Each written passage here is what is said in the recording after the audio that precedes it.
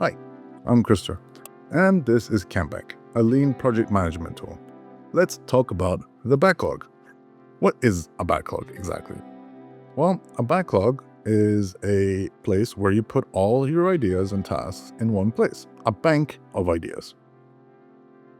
Normally, on other platforms, this is just a really endlessly long list that is full of duplicates because nobody ever wants to read it. In Kanbanq, everything is separated out into nice looking categories, which you can customize with different icons and colors.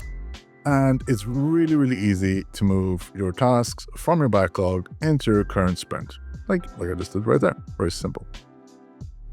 It's a really great way to store all your ideas and tasks for the future without it getting lost. And that's it for this video. I hope to see you in Kanbanq soon. Join our Discord. We have a lot more to do and we would love your feedback.